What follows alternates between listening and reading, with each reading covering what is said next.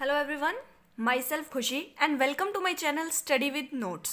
आज का जो हमारा टॉपिक है वो है कैश फ्लो स्टेटमेंट, जो कि हमने अब +2 की अकाउंट की बुक से लिया है। एंड आपके बीकॉम एमकॉम में भी ये चैप्टर बहुत ज़्यादा इंपॉर्टेंस रखता है। लगभग 8 to 10 मार्क्स का क्वेश्चन इस चैप्टर से बनता है और बीकॉम में लगभग 14 से 15 मार्क्स का ये क्वेश्चन आपका बन जाता है, प्रैक्टिकल भी और थ्योरेटिकल भी। और भी बहुत से ऐसे कॉम्पिटिटिव एग्जाम हैं जहाँ पर कैश फ्लो स्टेटमेंट से क्वेश्चंस पूछे जाते हैं। तो इसलिए आज हमने एक कैश फ्लो स्टेटमेंट शुरू किया है चैप्टर, जिसका हम आज शुरू कर रहे हैं। और ये चैप्टर लगभग 2 और 3 वीडियोस में कंप्लीट होगा, क्योंकि प्रैक्टिकल पोर्शन भी है। मोस्टली मैं आज आपको एक थ्योरेटिकल पोर्शन कंप्लीट करवा दूंगी और प्रैक्टिकल पोर्शन जो होगा वो हम सेकेंड और थर्ड वीडियो में कंप्लीट करेंगे। तो कैश फ्लो स्टेटमेंट हमें क्या कहता है? A cash flow statement is a statement जो शो करता है, क्या शो करता है? Inflow and outflow of cash during the particular period. हमें एक पर्टिकुलर पीरियड कौन सा लेना है? हमने एक फाइनेंशियल ईयर लेना है। आप अगर कॉमर्स के स्टूडेंट हो तो आपको पता ही है कि एक जो फाइनेंशियल ईयर होता है वो कौन सा होता है। वो होता है 1 अप्रैल 2000 जो भी होगा एंड 31 मार्च 2000 या 3000 जो भी आगे इन फ्यूचर जो भी चलेगा। लेकिन आपको इतना याद रखना है कि जो फाइनेंशियल ईयर होता है वो 1 अप्रैल से 31 मार्च तक होता है। ठीक है, इसे हम फाइनेंशियल ईयर बोलते हैं। और इसमें इसी पर्टिकुलर पीरियड की बात की गई है कि एक पूरे साल में हमने कैश की पोजीशन देखनी है, हमने पैसे की पोजीशन देखनी है, हमने मनी की पोजीशन देखनी है कि कितना इनफ्लो हो रहा है, कितना आउटफ्लो हो रहा है। और इसी जो जो स्टेटमेंट हमें ये चीज़ें शो कर रही है उसे हम बोलते हैं cash flow statement. I repeat, क्योंकि एक बार दोबारा मैं आपको समझा देती हूँ क्या कहते हैं। Cash flow statement is a statement, वो स्टेटमेंट है जो हमें शो करती है कि हमारे पास पैसे कितने आ रहे हैं। इनफ्लो मतलब कितने पैसे आ रहे हैं और आउटफ्लो मतलब कितने पैसे हमारी तरफ से जा रहे हैं। आप एक एग्जांपल से समझ लीजिए कि आपके पास एक वॉलेट है। तो वॉलेट मतलब आपके पास एक पर्स है और इस पर्स में से आपको ये देखना है कि इस पर्स में से कितने बाहर की ओर जा रहे हैं, कितने आप एक्सपेंसेस कर रहे हैं। तो जितने बाहर की तरफ जा रहे हैं वो हो गया आउटफ्लो, मतलब आपने कितने पैसे पे किए हैं। एंड इनफ्लो मतलब अंदर कितने आ रहे हैं, आप अपने पर्स में कितने रुपीज़ डाल रहे हैं, तो वो हो गया इनफ्लो। तो आप इसे इस एग्जांपल से ले सकते हैं कि एक पर्स है, उसमें आप जितने अंदर डालोगे पर्स में जितने पैसे जाएंगे वो इनफ्लो होगा और पर्स से आप जितने पैसे निकालेंगे वो आउटफ्लो होगा। तो ये वही स्टेटमेंट है जो इनफ्लो और outflow of cash during the particular year हमें शो करता है। ठीक है, अब इसमें मैंने आपको कहा कि कैश कैश सिर्फ कैश ही नहीं, कैश के साथ कुछ और चीज़ें भी हैं। Cash means cash and cash equivalents, मतलब कि कैश और कैश से जो ऐसी चीज़ें जिनको हम ईजिली कन्वर्ट हम कर सकते हैं कैश में, तो उसे बोलते हैं कैश इक्विलेंट। मतलब जिन्हें हम ईजिली हम कैश में कन्वर्ट कर सकते हैं, बोलते हैं कैश इक्विलेंट। फॉर एग्जाम्पल जैसे चेक है, हम बहुत जल्दी बैंक में जाके चेक को कैश में कन्वर्ट कर सकते हैं। डीडी है, डिमांड ड्राफ्ट है, या शॉर्ट टर्म इन्वेस्टमेंट्स है तो उन्हें भी हम बहुत जल्दी कैश में कन्वर्ट कर सकते हैं। या फिर जो हमने बैंक में डिपॉजिट करवाए हैं, शॉर्ट टर्म डिपॉजिट्स हैं जो हमने बैंक में करवाए हैं, तो हम विड्रॉल करवा सकते हैं हमारी नीड्स के अकॉर्डिंग।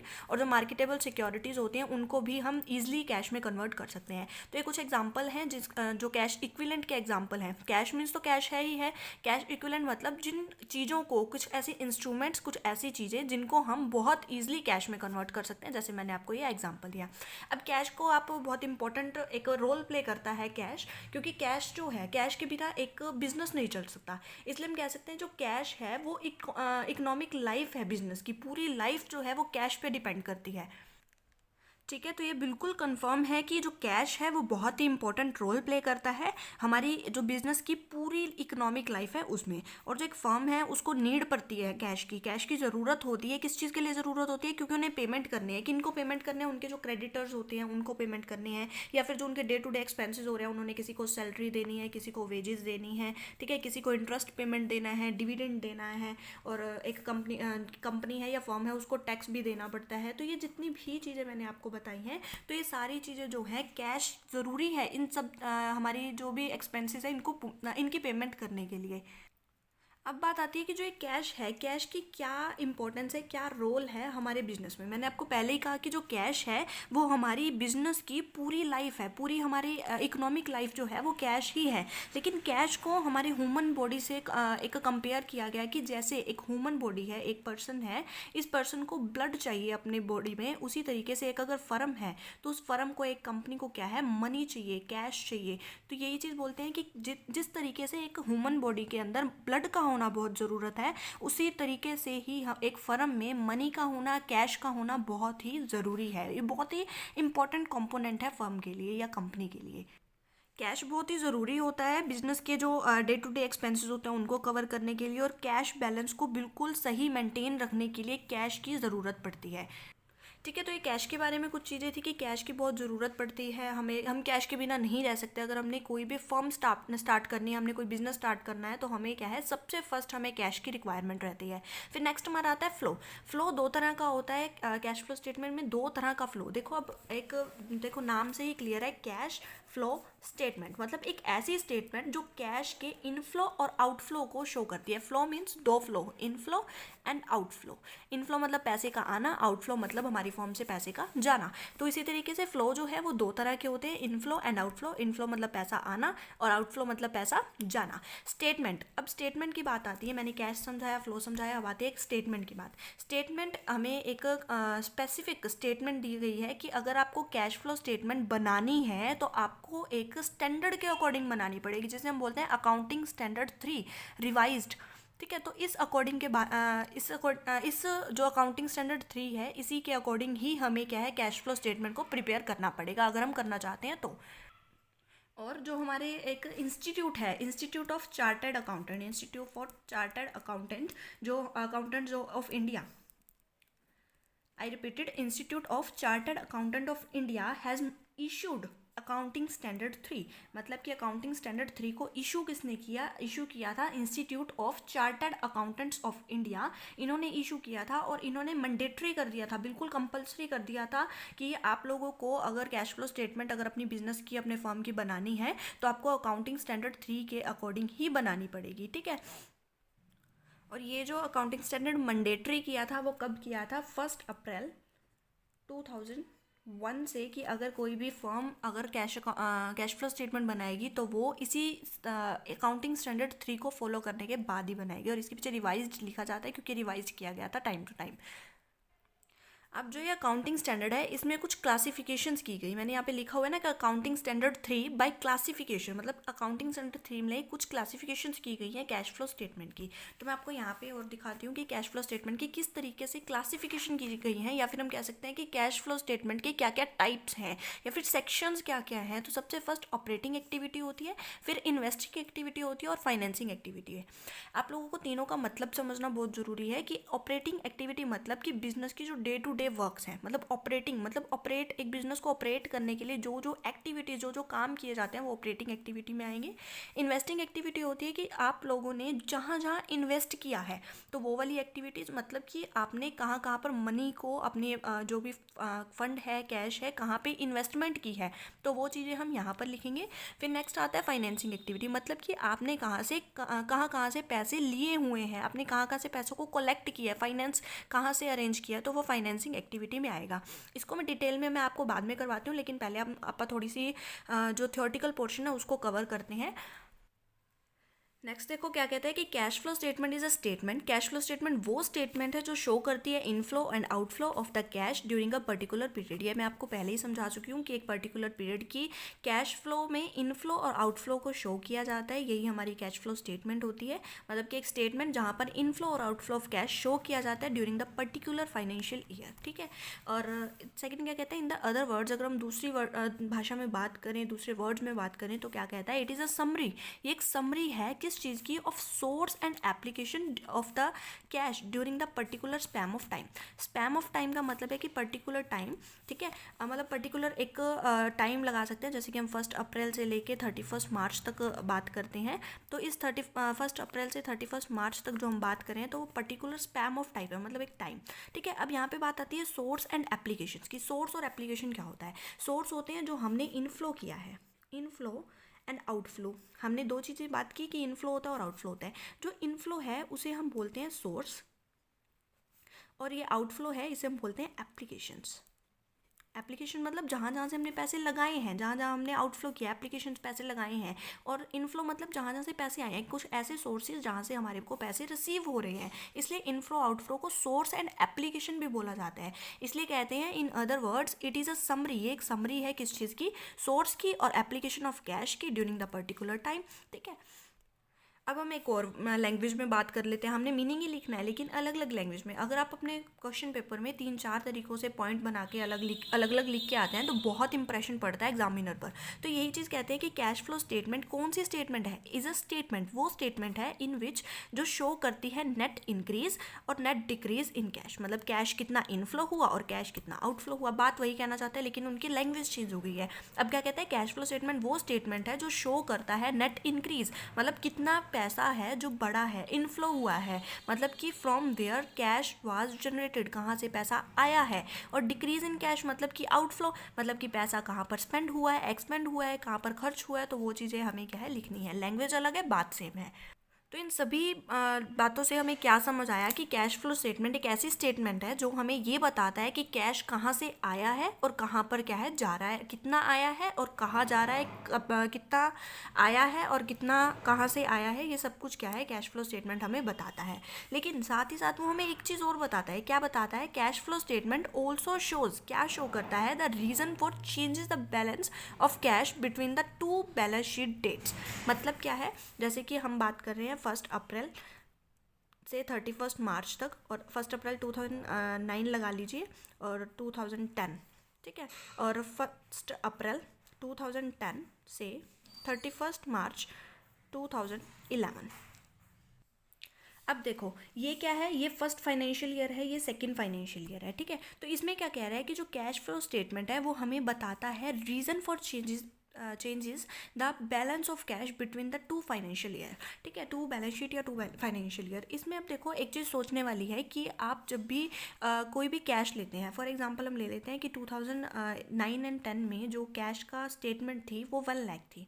हम नॉर्मली लेके चल रहे हैं एस्टिमेटेड वैल्यू कि 1 लाख जो थी वो कैश की वैल्यू थी, और इस ईयर में होगी 1,50,000, ठीक है, 1,50,000 होगी। अब हमें पता चलेगा, एक तो हमें पता लगा कि 1 लाख से 1,50,000 हमारी जो है कैश की वैल्यू इंक्रीज़ हुई है। हम पहले बात करें, हमें पता लगेगा इंक्रीज़ की वैल्यू, ठीक है, कितनी इंक्रीज़ हुई है। अब कितनी इंक्रीज़ हुई है, 50,000 से क्या है इंक्रीज़ हो गई है, ठीक है। अब कैश फ्लो स्टेटमेंट हमें ये भी बताता है, रीज़न भी बताता है कि क्यों चेंज हुई, किस वजह से चेंज हुई। हमने खर्चे ज़्यादा कर दिए या फिर जो खर्चे हैं वो कम कर दिए जिसकी वजह से हमारी इनकम जो है बढ़ गई है, या फिर हम इनकम जनरेट ज़्यादा कर रहे हैं, हमारी जो रिवेन्यू है वो ज़्यादा हो गई है जिसकी वजह से क्या है हमें 50,000 कैश जो है वो सरप्लस रहा है, या फिर कुछ ऐसे डेटर्स थे जिन्होंने पेमेंट कर दी है, ऐसा भी हो सकता है। तो मतलब कुछ ऐसी कंडीशंस हमें साफ कैश फ्लो स्टेटमेंट शो करती है कि क्यों हमारी जो बैलेंस शीट है उसमें टू अलग अलग जो है कैश की बैलेंस है, टू अलग अलग क्यों दिखा रहे हैं, उसके रीजंस भी क्या है हमें कैश फ्लो स्टेटमेंट प्रोवाइड करता है।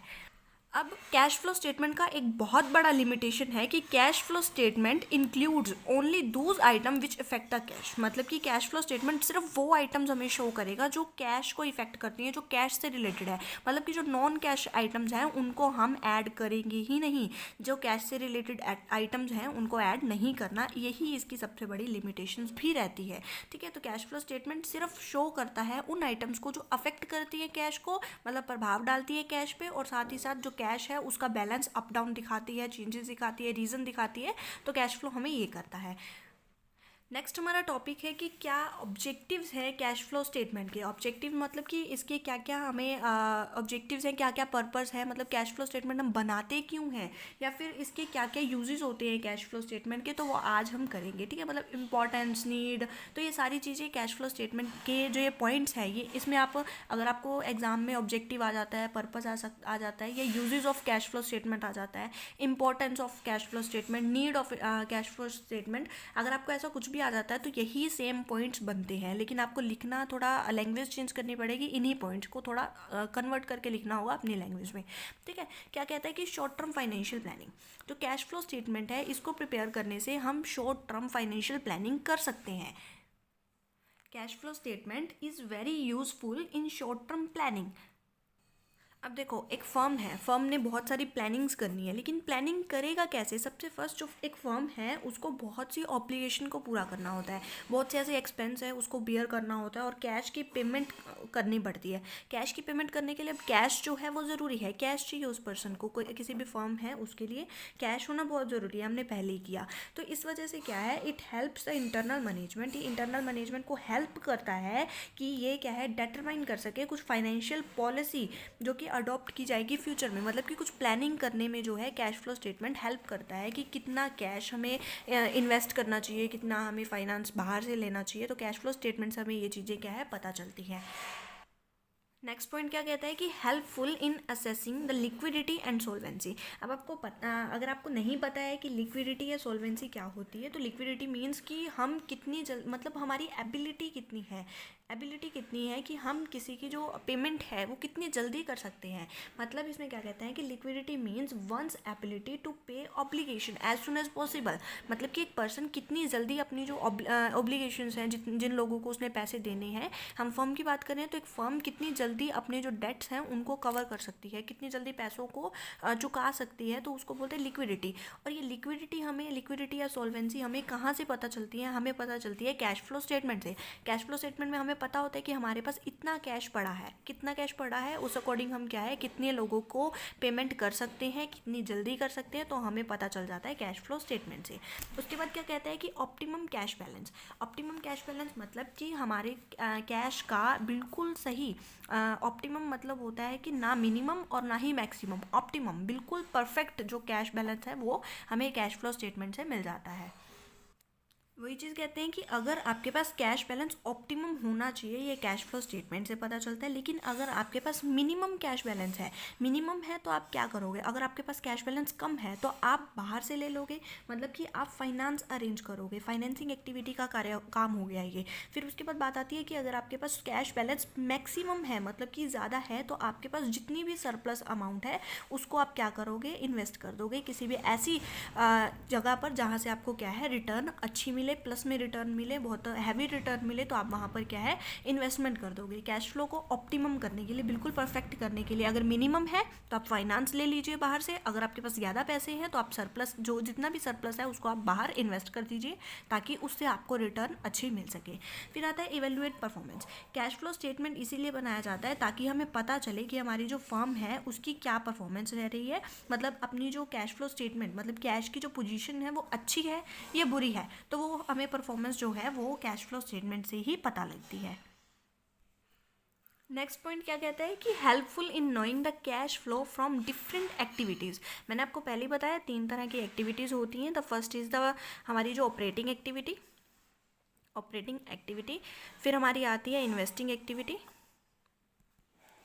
और उसके बाद हमारी आती है फाइनेंसिंग एक्टिविटी। तो इन्हीं तीनों एक्टिविटीज़ में से, मतलब कि ऑपरेटिंग एक्टिविटी, फाइनेंसिंग एक्टिविटी और इन्वेस्टिंग एक्टिविटी, इन तीनों एक्टिविटीज़ की जितनी भी कैश फ्लो जो हमारी स्टेटमेंट्स हैं वो हमें पता लगती है कि ऑपरेटिंग एक्टिविटी में कितना इनफ्लो हो रहा है, कितना आउटफ्लो हो रहा है, फिर इन्वेस्टिंग में कितना इनफ्लो हो रहा है, कितना आउटफ्लो हो रहा है, फिर फाइनेंसिंग के कितना इनफ्लो हो रहा है और कितना आउटफ्लो हो रहा है। हर एक एक्टिविटी से अलग अलग सेपरेटली हमें नॉलेज जो है वो मिल जाती है। ठीक है, हम जान जाते हैं कि किस एक्टिविटीज़ में से क्या इनफ्लो हो रहा है, कितना आउटफ्लो हो रहा है, तो वो चीज़ें हमें क्या है पता चल जाती हैं कैश फ्लो स्टेटमेंट के थ्रू।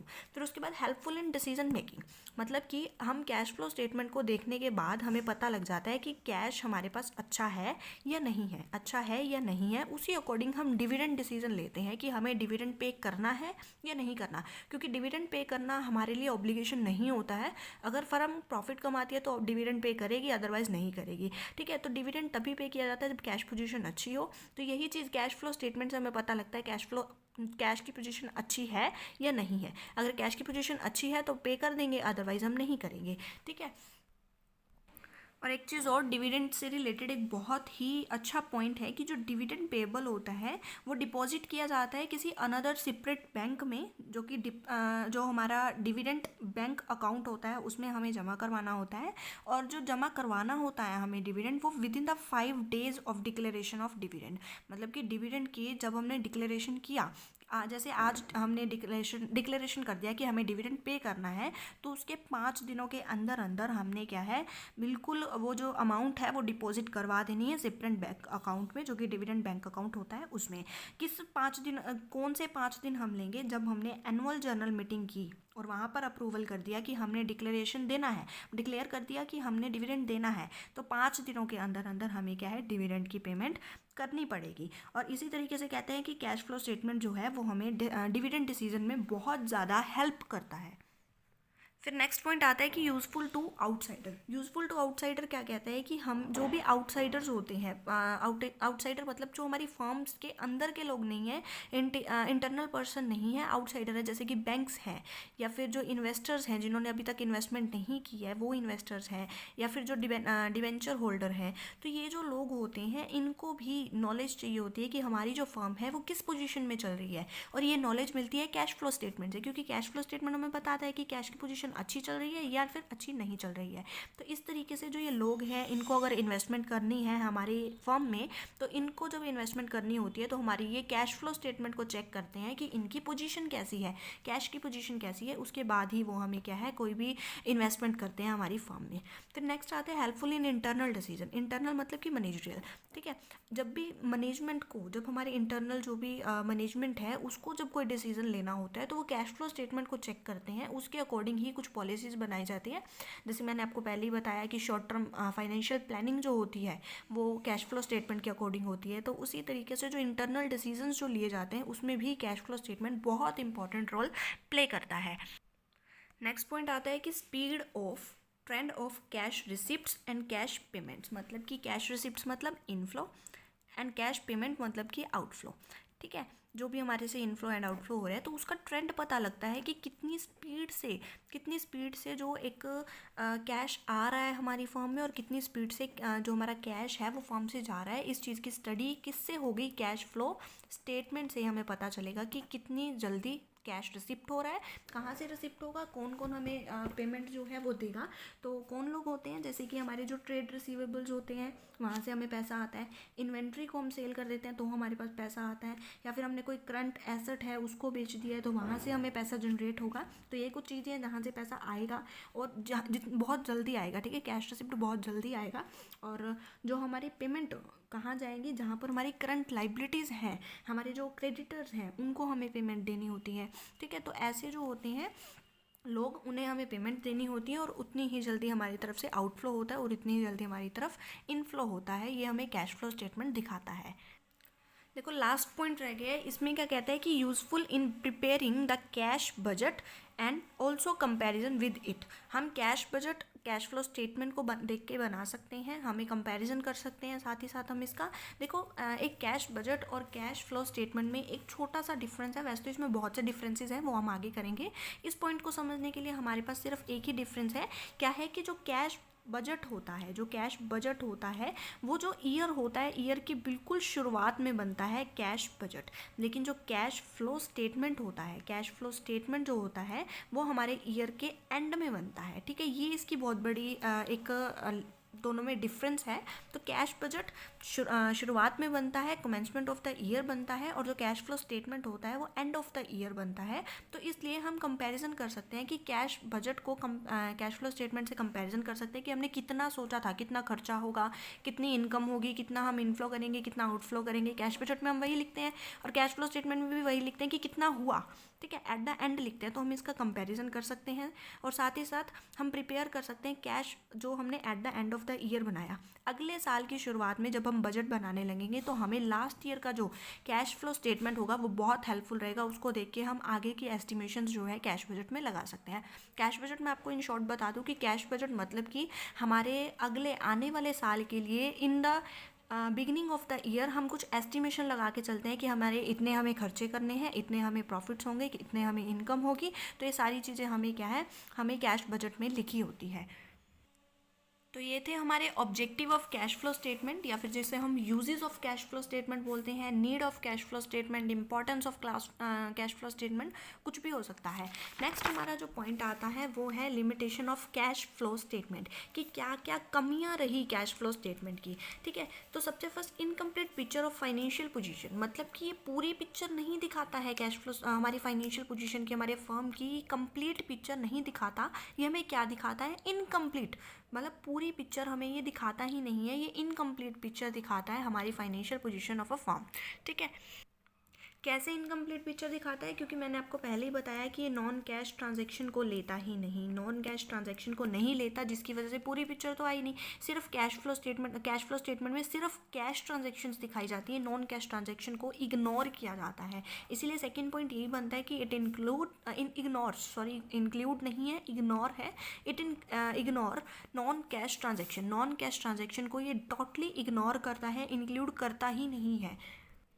अब देखो, एक बिजनेस है, एक बिजनेस में कैश ट्रांजैक्शन और नॉन कैश ट्रांजैक्शन दोनों ही इंपॉर्टेंस रखती है, कैश या फिर नॉन कैश, ठीक है, नॉन कैश दोनों ही इक्वल इंपॉर्टेंस रखती है। लेकिन यहाँ पर कैश ट्रांजैक्शंस को तो इंक्लूड कर दिया जाता है, लेकिन नॉन कैश ट्रांजैक्शन को इग्नोर किया जाता है, इंक्लूड नहीं किया जाता। जैसे कि एग्जांपल अगर मैं लूँ कि एक फर्म है, उसने फिक्स्ड एसेट परचेज किया है बाय इशूइंग शेयर्स या फिर बाय इशूइंग डिबेंचर्स या बॉन्ड शेयर्स, कुछ भी बोनस शेयर्स जैसे होते हैं, तो किसी भी ऐसे इंस्ट्रूमेंट को इशू करने के बाद फिक्स्ड एसेट परचेज की, तो ये एंट्री इस जो कैश फ्लो स्टेटमेंट है उसमें नहीं होगी। क्यों नहीं होगी? क्योंकि इसमें कैश की बात नहीं हो रही है। हमने फिक्स्ड एसेट खरीदी है, देखो फिक्स्ड एसेट हमने जो है वो खरीदी है, मतलब फिक्स्ड एसेट जो है वो बढ़ गई है, मतलब ये हमारी एसेट। फिर उसके बाद बात आती है हमारी लाइबिलिटीज़ की, जैसे जो हमारे शेयर्स होते हैं, डिबेंचर्स होते हैं, ये हमारी लाइबिलिटीज़ है। साथ ही साथ हमारी लाइबिलिटी भी बढ़ गई, जिससे कैश दोनों ही तरफ उतने ही अमाउंट से बढ़ जाएगा, जिसकी वजह से कैश को इसमें शो नहीं किया जाता, ठीक है। लेकिन ये बहुत बड़ी इसमें कमी है कि इसमें कैश को इंक्लूड नहीं किया जाता, नॉन कैश आइटम्स को जो है वो इग्नोर किया जाता है, ठीक है।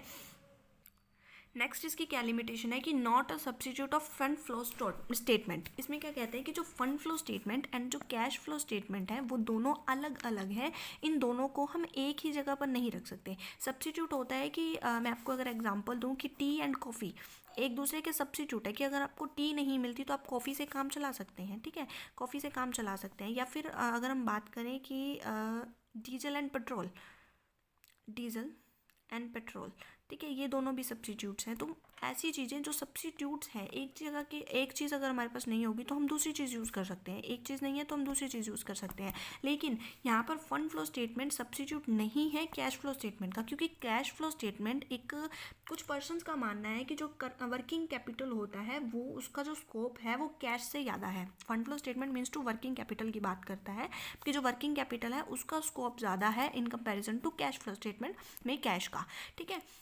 तो अब देखो, फंड फ्लो स्टेटमेंट को कैश फ्लो स्टेटमेंट की जगह पर यूज़ नहीं किया जा सकता, क्योंकि फंड फ्लो स्टेटमेंट में cash items and non cash items दोनों ही उसमें होती हैं, इंक्लूड होती हैं, cash items and non cash items. जबकि जो कैश फ्लो स्टेटमेंट होता है उसमें सिर्फ और सिर्फ कैश की आइटम्स को ही इंक्लूड किया जाता है। इसीलिए हम कैश फ्लो स्टेटमेंट को फंड फ्लो स्टेटमेंट की जगह पर रिप्लेस नहीं कर सकते, और ना ही फंड फ्लो स्टेटमेंट को कैश फ्लो स्टेटमेंट की जगह पर रिप्लेस कर सकते हैं। तो मतलब इन दोनों जो स्टेटमेंट्स हैं ये दोनों ही अलग अलग स्टेटमेंट्स हैं, और इनका अलग अलग वर्क है, ये अलग अलग तरीके से हमें प्रेजेंट करती हैं चीज़ों को। और इसका मैं आपको कैश फ्लो स्टेटमेंट का एक चैप्टर करवा रही हूँ। ये चैप्टर ख़त्म होने के बाद आई विल मेक श्योर कि मैं फंड फ्लो स्टेटमेंट को भी एज सुन एज पॉसिबल आपको कवर करवा दूँगी। ये चैप्टर भी बहुत इंपॉर्टेंट रहता है, +2 में शायद ये नहीं है, लेकिन BCom, MCom and another competitive exams में भी फंड फ्लो स्टेटमेंट के क्वेश्चंस पूछे जाते हैं। नेक्स्ट हमारा आता है कि जो पोस्टमार्टम एनालिसिस क्या होता है? Profit and loss account and जो बैलेंस शीट जो हमारी होती है वो हम पहले बनाते हैं, और उसके बाद कैश फ्लो स्टेटमेंट बनाया जाता है। कैश फ्लो स्टेटमेंट इन्हीं प्रॉफिट एंड लॉस अकाउंट और बैलेंस शीट को देख के बनाया जाता है। जो जो अमाउंट्स यहाँ पे लिखी होती हैं वही हम कैश फ्लो स्टेटमेंट में उतार देते हैं। तो इसको यही बोलते हैं कि ये रीअरेंजमेंट होता है। जो कैश फ्लो स्टेटमेंट है वो रीअरेंजमेंट होता है, जो भी अवेलेबल इन्फॉर्मेशन होती है हमारे पास इसमें प्रॉफिट एंड लॉस अकाउंट में या बैलेंस शीट में। तो इसी अकॉर्डिंग बोलते हैं कि हिस्टोरिकल नेचर का होता है। हिस्टोरिकल नेचर का मतलब क्या हुआ कि हिस्ट्री पे बेस्ड है, हिस्टोरिकल नेचर का है। मतलब कि जो हमने प्रॉफिट एंड लॉस अकाउंट और बैलेंस शीट में लिखा है उसी को हमने क्या है कैश फ्लो स्टेटमेंट में उतारना है। हिस्ट्री है, हिस्टोरिकल है। और अब इसमें ये चीज़ तो क्लियर ही है कि जो कैश फ्लो स्टेटमेंट है वो हमने कहाँ से लिया, यहाँ से लिया। और अगर बैलेंस शीट और प्रॉफिट एंड लॉस अकाउंट हमारे गलत हैं तो एट द रिजल्ट जो हमारा कैश फ्लो स्टेटमेंट होगा वो भी ऑटोमेटिकली गलत हो जाएगा। इसलिए ये है जो पोस्टमार्टम एनालिसिस बोलते हैं, या फिर हिस्टोरिकल इन नेचर, हम इसका ये भी पॉइंट बना सकते हैं। नेक्स्ट हमारा पॉइंट आता है कि possibility of window dressing. Window dressing होता है दिखावा करना या कुछ जो सही चीज़ है उसको ना दिखाना और गलत चीज़ को पेश करना। तो यही होता है कि इसमें पॉसिबिलिटी जो है वो बढ़ जाती है विंडो ड्रेसिंग की in comparison to working capital. क्योंकि अगर हम फंड फ्लो स्टेटमेंट बनाए तो उसमें हम वर्किंग कैपिटल लेते हैं और वर्किंग कैपिटल में किसी भी तरीके की विंडो ड्रेसिंग नहीं हो सकती क्योंकि वर्किंग कैपिटल है। लेकिन कैश में हो सकती है विंडो ड्रेसिंग। किस तरीके से हो सकती है? क्योंकि यहाँ पे जो कैश है उसको हम गपला करके दिखा सकते हैं। किस तरीके से कि हम जो परचेजेस हैं, जो हमने परचेज करनी है चीज़ें, उसको हम पोस्टपोन कर सकते हैं कि हम बाद में खरीदेंगे। और जो परचेज करने से हमारे पास पैसे जाएंगे इसलिए हम पोस्टपोन कर देते हैं। और जो चीज़ें हमारे पास आने वाली होती हैं, जैसे कि कुछ कलेक्ट करना है, तो वो चाहेंगे कि हमारे पास जल्दी से जल्दी आ जाए। ठीक है, कलेक्शन होंगी या पैसे रिसीव्ड करने होंगे हमें, तो वो हम चाहेंगे कि जल्दी से जल्दी आ जाए। ठीक है, उसको हम लेट करेंगे और इसको हम क्या करेंगे, रिपीट। ठीक है, जल्दी करेंगे। इसीलिए कहते हैं कि जो हमारा फंड फ्लो स्टेटमेंट होती है वो ज़्यादा रियलिस्टिक पिक्चर जो है वो हमें शो करती है in comparison to cash flow statement. ठीक है, नेक्स्ट हमारा जो पॉइंट है वो मैनिपुलेशन ऑफ कैश बैलेंस। मतलब क्या कहता है मैनिपुलेशन का?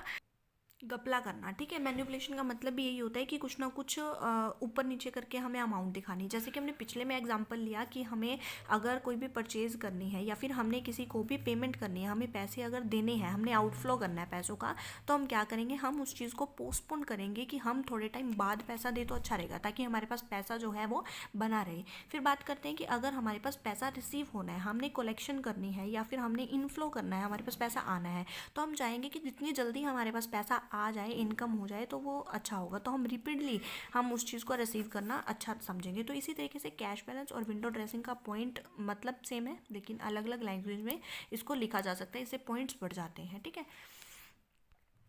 तो ये था हमारा limitation of cash flow statement. इससे पहले हमने ऑब्जेक्टिव्स किए थे। अब मेन 2 कंसेप्ट हमारे रहते हैं कि cash flow statement end fund flow statement में क्या डिफरेंसेस हैं, फंड फ्लो स्टेटमेंट में क्या क्या डिफरेंसेस हैं। फिर उसके बाद cash budget and cash flow statement में क्या क्या डिफरेंसेस हैं, जो कि मोस्टली पूछ लिए जाते हैं 4 मार्क्स और 6 मार्क्स में। तो आज हम यही करेंगे कि cash flow statement end fund flow statement में क्या डिफरेंसेस हैं, cash budget and cash flow statement में क्या डिफरेंसेस हैं। ठीक है, तो ये चीज़ें हम आज अब आगे करने वाले हैं। सबसे पहले हम डिफरेंस कर रहे हैं the cash flow statement and cash budget में क्या डिफरेंस है। सबसे फर्स्ट देखो, कैश फ्लो स्टेटमेंट मैंने आपको पहले ही बताया कि हिस्टोरिकल नेचर है। मतलब कि ये जो है वो पिछले कुछ चीज़ों को, मतलब कि प्रॉफिट एंड लॉस अकाउंट है या फिर जो बैलेंस शीट है, उनको देखकर ही क्या है बनाया जाता है, इसलिए इसे हिस्टोरिकल इन नेचर बोला जाता है, या फिर इसे बोला जाता है पोस्टमार्टम एनालिसिस। Postmortem analysis. ठीक है, और जो कैश बजट है, बजट बनाया जाता है फ्यूचर के लिए, तो इसलिए इसे बोलते हैं कि फ्यूचरिस्टिक अप्रोच। ठीक है, फ्यूचरिस्टिक इन अप्रोच, मतलब कि जो कैश बजट है वो पिछली चीज़ों को देख के ज़रूर बनाया जाता है, लेकिन ये फ्यूचर के लिए बनाया जाता है। और कैश फ्लो स्टेटमेंट पास्ट के लिए बनाया जाता है, पास्ट की चीज़ों को कि कितना हमारे पास इनफ्लो हुआ, कितना आउटफ्लो हुआ। बजट हम इसलिए बनाते हैं, हम ये देखने के लिए कि हमारे पास कितने आगे आने वाले टाइम में कितने एक्सपेंस होंगे, कितने हमें इनकम होगी, कितना कहाँ कहाँ हमें पैसे लगाने हैं, कहाँ से हमें रिसीव होंगे। तो इसलिए ये फ्यूचरिस्टिक अप्रोच है। नेक्स्ट आता है कि जो कैश फ्लो स्टेटमेंट है used for analysing the working of a concern. मतलब कि कैश फ्लो स्टेटमेंट को हम इसलिए बनाते हैं ताकि हम एनालाइज कर सकें कि क्या हमारी कंडीशन चल रही है, क्या वर्किंग चल रही है एक फर्म की या किसी भी इंस्टीट्यूट की। नेक्स्ट आता है कैश बजट, जो है वो टूल है जो कि यूज़ किया जाता है बजट के लिए, बजट बनाने के लिए, और जो कैश होता है या फिर जो भी एक्सपेंसेस होते हैं उनको कंट्रोल करने के लिए। जो कैश बजट है वो एक कंट्रोलिंग इंस्ट्रूमेंट है, एक कंट्रोलिंग स्टेटमेंट है। फिर नेक्स्ट आता है जो कैश फ्लो स्टेटमेंट होता है वो सॉल्व करता है problems of internal management as well as external जो पार्टीज़ होती हैं। मतलब जो कैश फ्लो स्टेटमेंट होता है वो इंटरनल पार्टीज़ और एक्सटर्नल पार्टीज़ दोनों की ही प्रॉब्लम्स को सॉल्व करता है। उन्हें बताता है कि कैश की क्या पोजीशन है, इन्वेस्टमेंट करना अच्छा है या नहीं है, या इंटरनल के लिए बताता है कि क्या क्या पॉलिसीज़ हमें बनानी चाहिए, कैसे बनानी चाहिए, कब तक वो काम आएंगी। तो वो सारा कुछ कैश फ्लो स्टेटमेंट हमें बताती है। लेकिन जो कैश बजट होता है वो सिर्फ इंटरनल मैनेजमेंट के लिए ही बेनिफिशियल होता है, क्योंकि कैश बजट जो होता है वो मोस्टली बाहर की पार्टीज़ को नहीं दिखाया जाता, इसलिए वो इंटरनल पार्टीज़ के लिए ही इम्पोर्टेंट होता है या मैनेजमेंट के लिए इम्पोर्टेंट होता है। फिर बात आती है कि प्रिपेयर्ड फॉर लॉन्ग पीरियड। जो एक जो कैश फ्लो स्टेटमेंट होता है वो लॉन्ग पीरियड के लिए, मतलब कि एक फाइनेंशियल ईयर के लिए ही बनाया जाता है। Financial, just wait, financial year के लिए बनाया जाता है, जो कि मोस्टली 1 अप्रैल से लेके 31 मार्च तक होता है, ठीक है। लेकिन जो कैश बजट होता है वो शॉर्ट पीरियड के लिए बनाया जाता है, मोस्टली एक जैसे कि 1 वीक के लिए या फिर 1 मंथ के लिए, 1 मंथ के लिए या फिर 6 मंथ्स के लिए, ठीक है। तो इसी तरीके से क्या है बनाया जाता है कैश बजट। नेक्स्ट आता है कि जो कैश फ्लो स्टेटमेंट होता है वो बनाया जाता है according to accounting standard 3 revise. मैंने आपको पहले ही बताया अकाउंटिंग स्टैंडर्ड 3 रिवाइज्ड के अकॉर्डिंग ही बनाया जो जाता है, जो कि institute of chartered accountant of India ने 1 अप्रैल 2001 में मैंडेटरी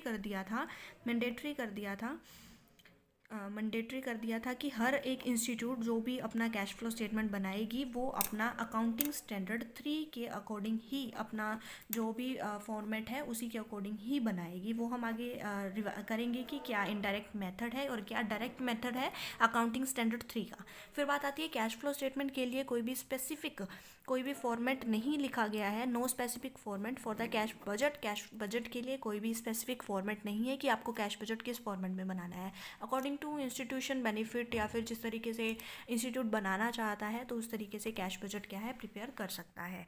तो ये थे हमारे cash budget and cash flow statement का डिफरेंस, तो हमने ये कर लिया है। नेक्स्ट हम जो करेंगे वो है हमारा cash flow statement end fund जो फ्लो डिफरेंस का स्टेटमेंट का बेसिस डिफरेंस है वो क्या कहता है, मीनिंग में क्या कहता है कि it show the cause of change in cash position. मतलब कि कैश फ्लो स्टेटमेंट हमें ये बताता है कि क्यों हमारे कैश जो पोजीशन है उसमें चेंजेस हुए हैं, कोज बताता है, रीज़न बताता है। नेक्स्ट है it show the cause of change in working capital. ये भी रीज़न बताता है, किस चीज़ का रीज़न बताता है, वर्किंग कैपिटल चेंज का। वर्किंग कैपिटल क्या होती है ये हम फंड फ्लो स्टेटमेंट में स्टडी करेंगे कि वर्किंग कैपिटल क्या होती है।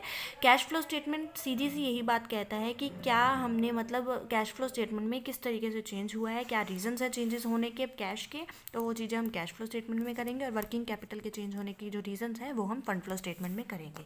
नेक्स्ट कहते हैं कि एनालिसिस क्या कहते हैं कि ये short term analysis of cash planning. मतलब कि कैश प्लानिंग जो हमें करनी है, हमें कुछ पॉलिसीज़ बनानी है, तो वो हम क्या है शॉर्ट टर्म प्लानिंग्स क्या है कर सकते हैं जब हम कैश फ्लो स्टेटमेंट बनाते हैं।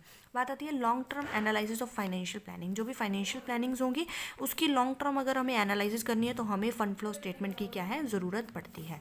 नेक्स्ट आता है प्रिंसिपल ऑफ अकाउंटिंग। मतलब अकाउंटिंग का जो प्रिंसिपल होगा वो किस बेसिस पे होगा, ये कैश बेसिस पे होगा ये, और ये जो होगा वो एक्रूअल बेसिस पे होगा। अब बहुत बड़ा डिफरेंस ये आता है कि हमारे जो cash flow statement end fund flow statement है उसमें एक opening and closing balance of cash कहाँ पे लिखते हैं। हम जो कैश फ्लो स्टेटमेंट बनाएंगे उसका जो बनाया जाएगा वो कैश फ्लो स्टेटमेंट में ही कैश फ्लो की ओपनिंग एंड क्लोजिंग जो बैलेंस है वो शो किया जाता है। लेकिन फंड फ्लो स्टेटमेंट में schedule of change in working capital जो होता है वहाँ पर हमें कैश फ्लो का ओपनिंग बैलेंस और क्लोजिंग बैलेंस दिखाना पड़ता है। मैं आपको यहाँ थोड़ी नॉलेज देने के लिए बता दूँ कि फंड फ्लो स्टेटमेंट के 3 स्टेप होते हैं, फर्स्ट, सेकेंड और थर्ड। फर्स्ट जो स्टेप होता है वो होता है schedule of working capital change, मतलब कि schedule of change in working capital, या फिर जिसे हम statement of change in working capital बोलते हैं। नेक्स्ट जो सेकंड स्टेप होता है वो होता है fund flow operation. Fund flow operation होता है हमारा सेकंड जो हमारा स्टेप। इसमें जो फर्स्ट है उसमें हम लिखते हैं कि कैश बैलेंस लिखते हैं, कैश से सारी रिलेटेड जो भी एंट्रीज होती हैं वो हम लिखते हैं। जो भी हमारे करंट एसेट्स होते हैं, नॉन करंट एसेट्स होते हैं, जो करंट एसेट्स होती हैं और करंट लाइबिलिटीज़ होती हैं वो हम schedule of working capital change में लिखते हैं। करंट एसेट में हमारे कैश भी आ जाता है।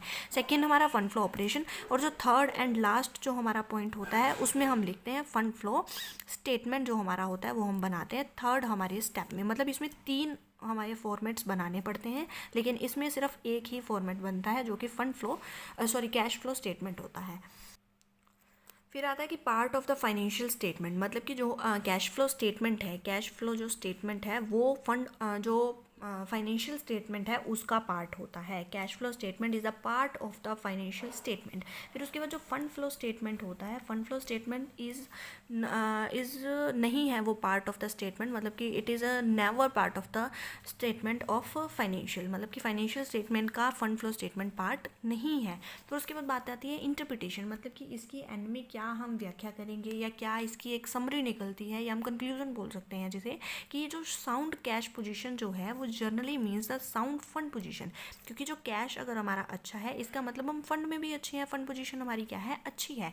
तो ये कैश फ्लो स्टेटमेंट में बोलते हैं कि अगर कैश हमारा अच्छा है, कैश की पोजीशन साउंड है, अच्छी है, तो इसका मतलब है कि हमारी फंड पोजीशन अच्छी है। लेकिन फंड फ्लो स्टेटमेंट में क्या बोलते हैं कि अगर हमारी फंड पोजीशन अच्छी है इसका मतलब ये नहीं है कि हमारी कैश पोजीशन भी अच्छी हो। मतलब कि फंड पोजीशन से अच्छी होने से, फंड पोजीशन अच्छी होने से हमारी कैश पोजीशन अच्छी हो भी सकती है और नहीं भी, श्योर नहीं है कि होगी या नहीं होगी। मतलब fund position, sound fund position does not mean the sound cash position. ठीक है, तो ये थे हमारे differences between the cash flow statement and the fund flow statement. तो अब तक हमने कर लिया है कि कैश फ्लो स्टेटमेंट क्या है, कैश फ्लो स्टेटमेंट के बारे में हमने कर लिया है, इसके हमने ऑब्जेक्टिव्स कर लिए हैं या फिर जिसे हम इसकी नीड्स, इम्पोर्टेंस या यूजेस बोलते हैं। फिर उसके बाद हमने इसकी लिमिटेशंस कर लिए हैं कि क्या क्या लिमिटेशंस होती हैं कैश फ्लो स्टेटमेंट की।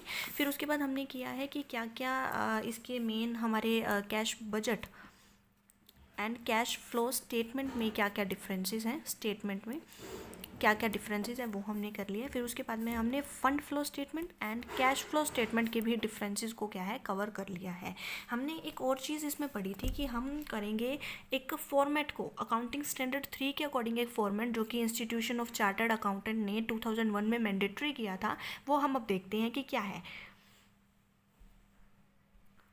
मैंने आपको ये 3 एक्टिविटीज़ करवाई थी कि ऑपरेटिंग एक्टिविटी, इन्वेस्टिंग एक्टिविटी और फाइनेंसिंग एक्टिविटी क्या है, इसी के अकॉर्डिंग एक फॉर्मेट बनता है। देखो ये है हमारा फॉर्मेट कैश फ्लो स्टेटमेंट का। देखो format of cash flow statement ABC limited cash flow statement for the जो भी ईयर एंडेड हम लिखेंगे तो वो होगा, ये इनडायरेक्ट मेथड है अकाउंटिंग स्टैंडर्ड 3 रिवाइज्ड के अकॉर्डिंग, जो मैंने आपको पहले बता दिया है। ये खाली पेज है, बिल्कुल ही ब्लैंक पेज है। इसको मैं नेक्स्ट वीडियो में आपको एक एक पॉइंट लिख के दिखाऊंगी कि किस तरीके से कौन कौन सी एंट्रीज किस टाइप की एक्टिविटीज़ में जाती हैं। हमने 3 एक्टिविटीज़ की, सबसे फर्स्ट ऑपरेटिंग एक्टिविटी जो कि इस पेज पे कवर हो जाएगी, उसके बाद इन्वेस्टिंग एक्टिविटी और उसके बाद financing activity at the end होती है। तो ये होंगी हमारे नेक्स्ट वीडियो का काम।